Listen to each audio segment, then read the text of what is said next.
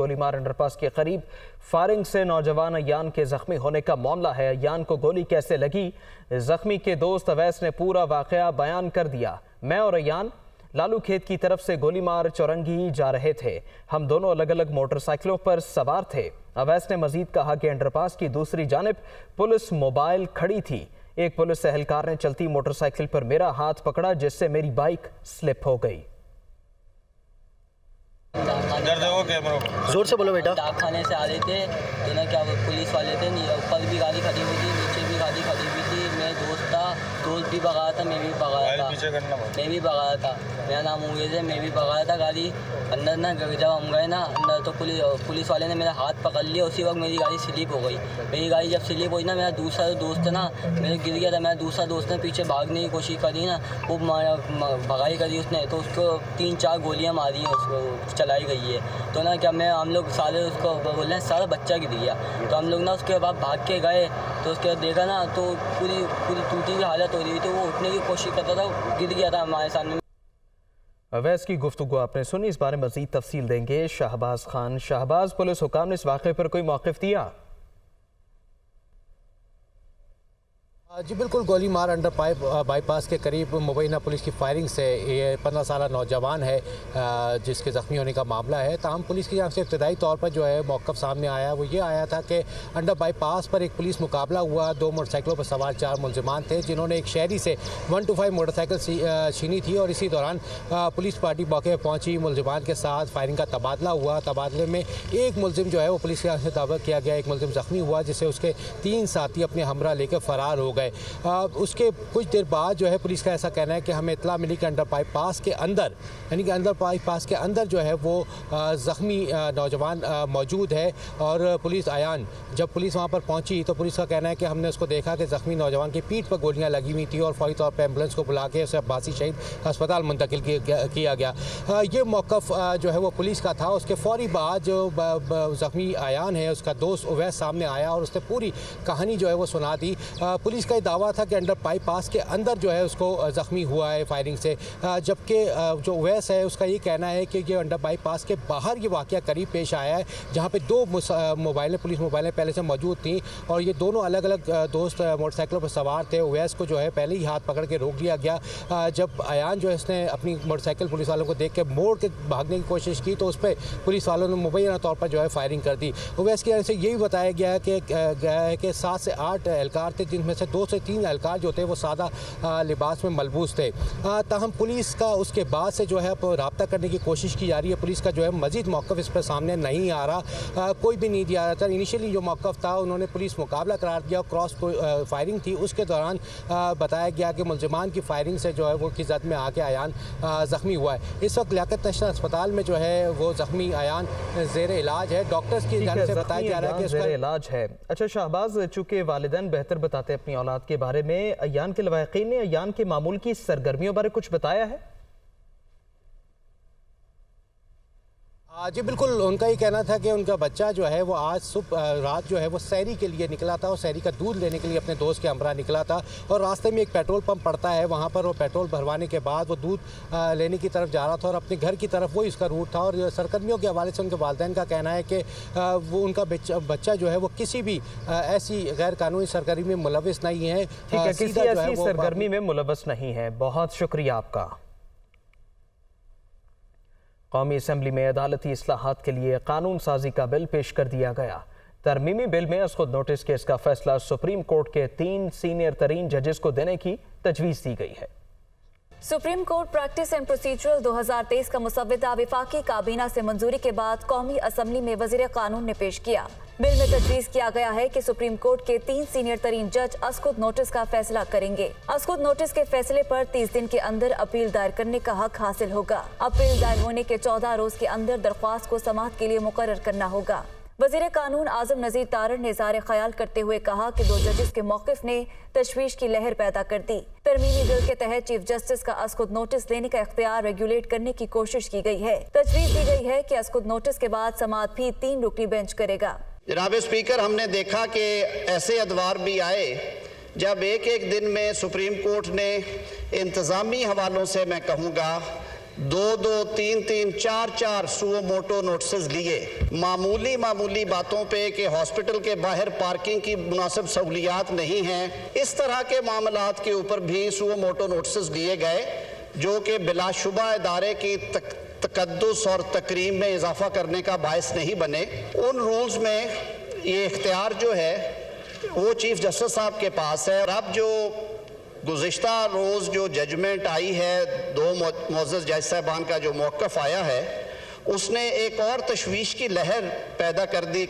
एक अंदेशा पैदा हो गया कि खुदा न खास्ता कहीं ये जो मामलात हैं, ये जो तकसीम है इदारे में और ये जो फ़र्द वाहिद को इख्तियार दिया गया है, इसकी वजह से आला तरीन अदलिया के आला तरीन अदारे का कोई खुदा न खास्ता कोई ऐसा नुकसान ना हो।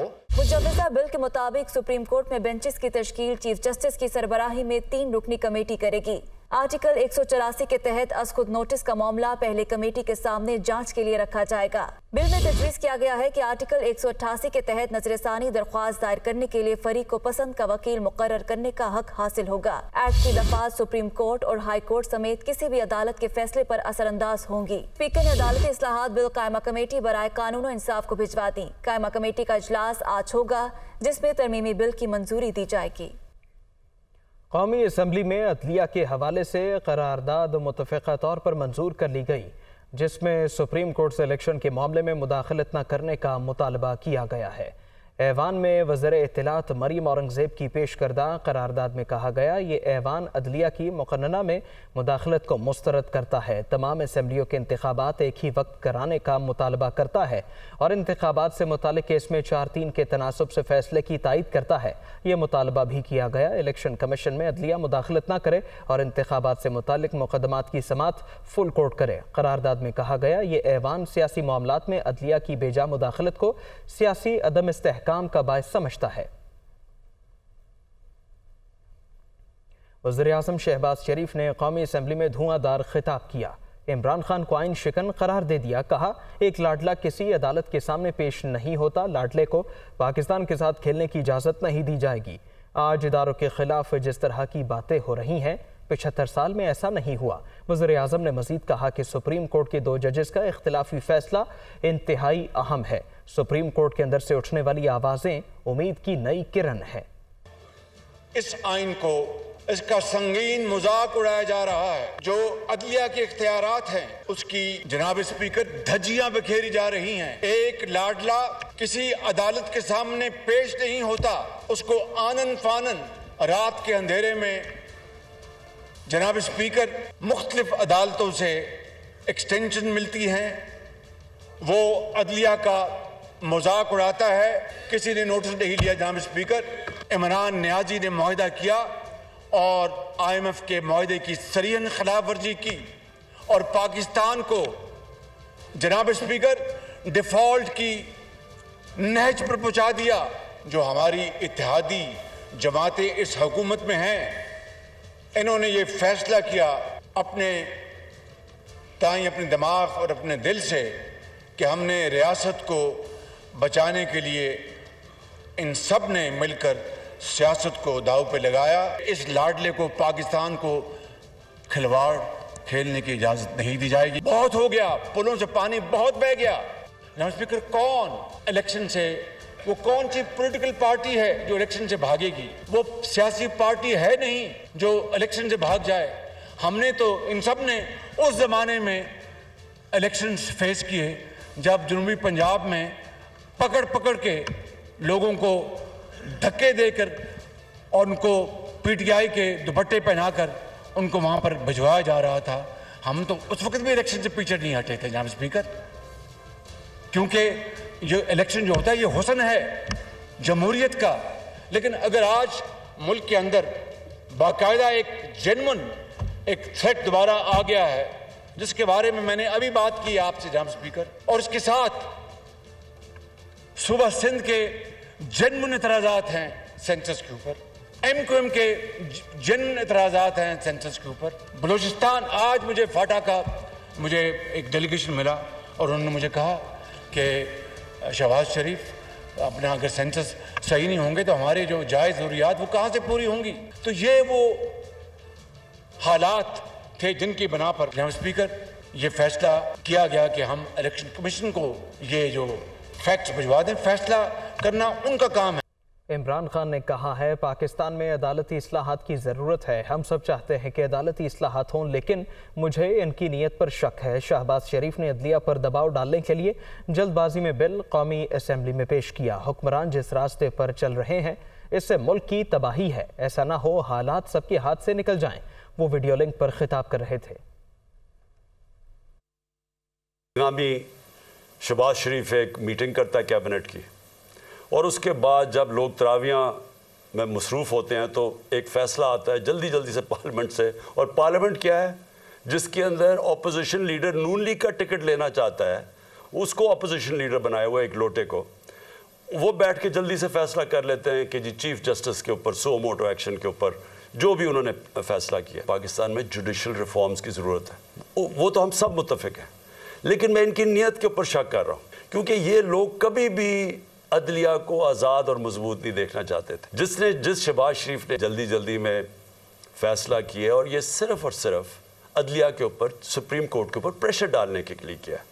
और वो क्यों किया है कि इलेक्शंस नहीं चाहते। जमहूरियत का मतलब क्या है? जमहूरियत के अंदर तनकीद होती है, डिक्टेटरशिप्स में नहीं तनकीद होती।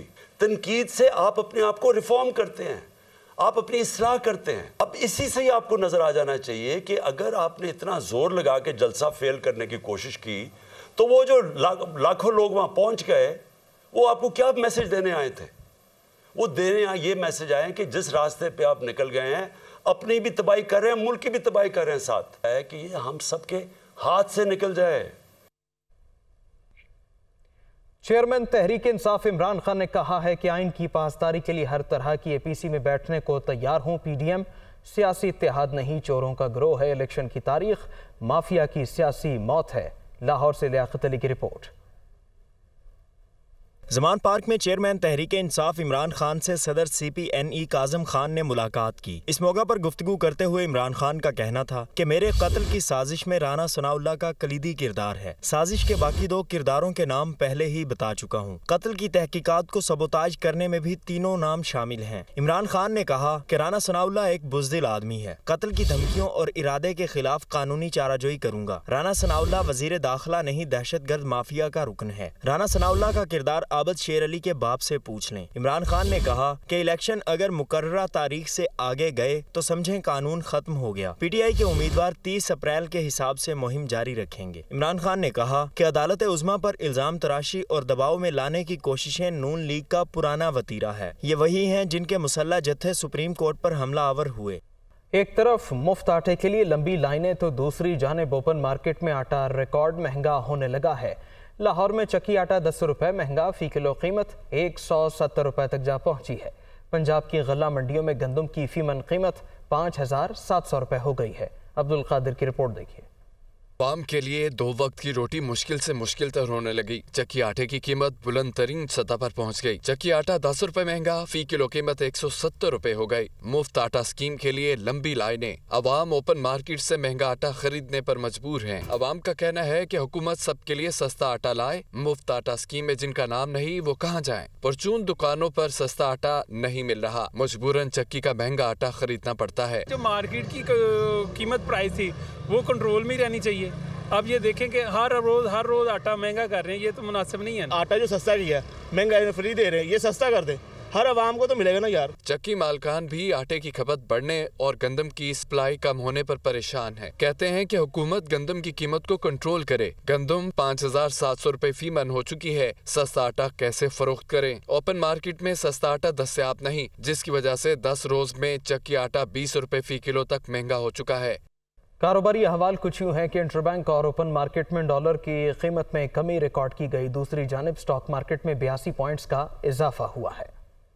कारोबारी हफ्ते के दूसरे रोज इंटरबैंक में डॉलर 3 पैसे कमी के बाद 283 रुपए 55 पैसे पर बंद हुआ। इंटरबैंक में डॉलर के रेट कम हुए तो ओपन मार्केट में भी डॉलर सस्ता हो गया। ओपन मार्केट में डॉलर 50 पैसे कमी के बाद 286 रुपए में फरोख्त हुआ। दूसरी जानिब पाकिस्तान स्टॉक एक्सचेंज में कारोबारी सरगर्मियां मांद रही। सरमायाकारों की कम दिलचस्पी के बाइस इख्तिताम पर मार्केट सिर्फ 82 पॉइंट्स के इजाफे से 100 इंडेक्स 40,082 पॉइंट्स की सतह पर बंद हुआ। माशी तज्जियाकारों के मुताबिक मुल्क के माशी और सियासी हालात में बेहतरी से ही स्टॉक मार्केट और रुपए की कदर में इस्तेहकाम मुमकिन है। बजट खसारा पूरा करने की खातिर 9 माह के दौरान हुकूमत ने 2000 अरब रुपए से ज़ायद का कर्ज लिया। स्टेट बैंक के जारी आदाद और शुमार के मुताबिक जुलाई से मार्च के दौरान हुकूमत ने बजट सपोर्ट की मद में कुल 2260 अरब रुपए का कर्ज लिया, जबकि गुज़िश्ता माली साल के इन्हीं 9 माह में हुकूमत ने 535 अरब रुपए का कर्ज लिया था। इसके बरक्स निजी शोबे के कर्जों में कमी रिकॉर्ड की गई। स्टेट बैंक के मुताबिक जुलाई से मार्च के दौरान निजी शोबे के कर्जे 248 अरब रुपए रहे, जबकि गुज़िश्ता माली साल के इन्हीं 9 माह में निजी शोबे के कर्जे 911 अरब रुपए थे। दूसरी जानिब जुलाई से मार्च के दौरान सरकारी इदारों के कर्जे 151 अरब रुपए तक पहुंच गए, जबकि गुज़िश्ता माली साल के इन्हीं 9 माह में सरकारी इदारों के कर्जे 18 अरब रुपए तक महदूद थे। रमज़ानुल मुबारक की मुनासबत से इस्लामी फ़न ख़ताती की नुमाइश का इनेकाद किया गया। खाना फरहंग ईरान में होने वाली नुमाइश में नौजवान आर्टिस्टों ने ख़त कूफ़ी से लेकर जदीद मुसव्विराना ख़ताती तक मुख्तलिफ मराहिल को तदरीजी इर्तिक़ा की शक्ल में पेश किया। इस बारे रिपोर्ट कर रहे हैं सुहेल कैसर। ख़त नस्ख, ख़त दीवानी, ख़त मुहक्किक और फिर सबसे बढ़कर इस्लामी फ़न ख़त्ताती का मकबूल तरीन ख़त कूफ़ी।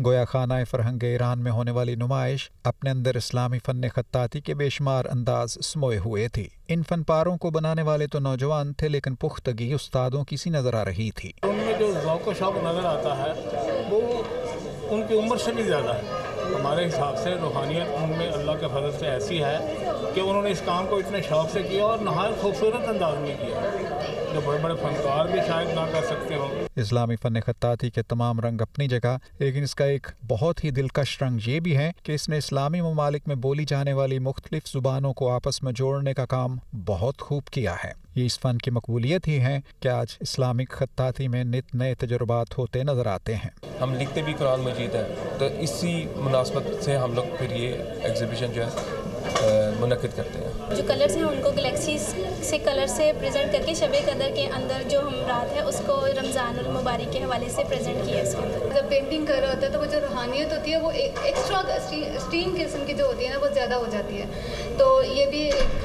रमज़ान में ख़त्ताती करने का एक अपना ही मज़ा होता है। बिलाशुबा रमज़ानुल मुबारक की मुनासबत से इस काविश को शानदार करार दिया जा सकता है। इस्लामिक कैलीग्राफी भी फ़न ख़त्ताती का क्या शानदार इसलूब है, जो आज अपने फ़न की बुलंदियों को छूता हुआ दिखाई देता है। और शानदार बात यह भी है कि हमारे नौजवान आर्टिस्ट इस फ़न को आगे बढ़ाने में अपना किरदार बखूबी अदा कर रहे हैं।